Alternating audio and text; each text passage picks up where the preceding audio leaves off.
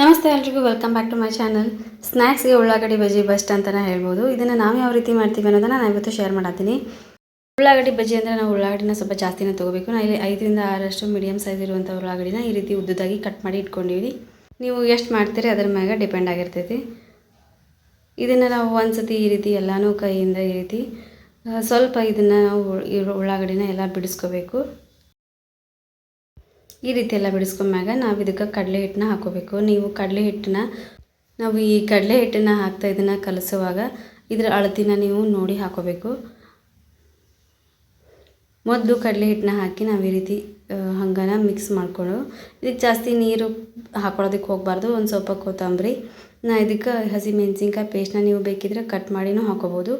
ಇಲ್ಲಿ ಹಸಿಮೆಣಸಿನ್ಕಾಯ್ದು ಪೇಸ್ಟ್ ಹಾಕೊಳತ್ತೀವಿ.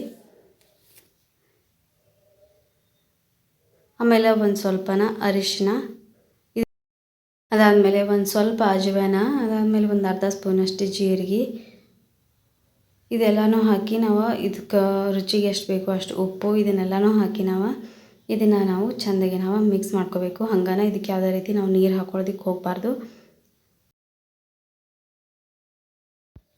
ಈ ರೀತಿ ಮಿಕ್ಸ್ ಮಾಡ್ಕೊಳ್ಳುವಾಗ ಹಿಟ್ಟು ಸ್ವಲ್ಪ ಕಮ್ಮಿ ಅನ್ನಿಸ್ತು ಅಂದರೆ ನಾವು ಹಾಕೋಬೇಕು.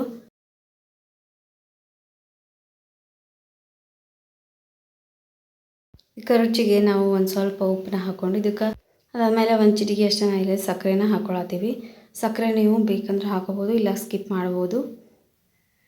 ಇವಾಗ ಇದಕ್ಕೆ ನಾವು ಒಂದು ಸ್ವಲ್ಪನ ನೀರು ಹಾಕಿ ನಾವು ಇದನ್ನು ಕಲಿಸ್ಕೋಬೇಕು. ಜಾಸ್ತಿ ನೀರು ಹಾಕೊಳ್ಳೋದಕ್ಕೆ ಹೋಗಬಾರ್ದು.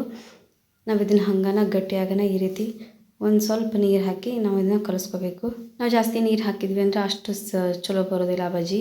ಸೊ ಇದಕ್ಕೆ ನಾವು ನೀರನ್ನ ಕಮ್ಮಿ ಹಾಕಬೇಕು. ಈ ರೀತಿ ಒಂದು ಪ್ಲೇಟ್ ಮುಚ್ಚಿ ಒಂದು 2 ನಿಮಿಷ ಇದನ್ನು ಬಿಡಬೇಕು. ಈ ರೀತಿ ಬಿಟ್ಟಾಗ ನಾವು ಆಲ್ರೆಡಿ ಇಲ್ಲಿ ಎಣ್ಣೆನ ಕಾಯಕ್ಕಿಟ್ಟಿದ್ವಿ.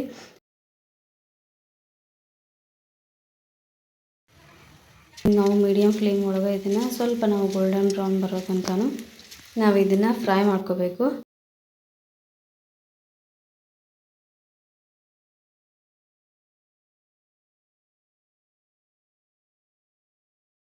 ಈ ವೆದರ್ಗೆ ಟೀ ಕಾಫಿ ಜೊತೆ ಇದು ಒಳ್ಳೆ ಕಾಂಬಿನೇಷನ್ ಅಂತಲೇ ಹೇಳ್ಬೋದು.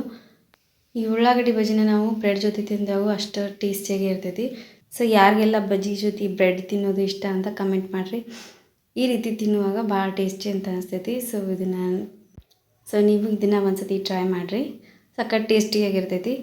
ಹೋಪ್ ಈ ವಿಡಿಯೋ ನಿಮ್ಗೆ ಇಷ್ಟ ಆಗಿದೆ ಅಂತ ಅಂದ್ಕೊಳ್ತೀನಿ. ಈ ವಿಡಿಯೋ ನಿಮಗೆ ಸ್ವಲ್ಪನಾದರೂ ಇಷ್ಟ ಆಗಿತ್ತು ಅಂದ್ರೆ ಒಂದು ಲೈಕ್ ಮಾಡಿರಿ. ಹೆಂಗೆ ಅನಿಸ್ತು ಅಂತ ಪ್ಲೀಸ್ ಕಮೆಂಟ್ ಮಾಡಿರಿ. ಯಾರೆಲ್ಲ ಸಬ್ಸ್ಕ್ರೈಬ್ ಮಾಡ್ಕೊಳ್ಳೋದು ನೋಡ್ತಿದ್ರಿ ಅಂದರೆ ಪ್ಲೀಸ್ ಸಬ್ಸ್ಕ್ರೈಬ್ ಮಾಡ್ಕೊರಿ. Thanks for watching and keep watching.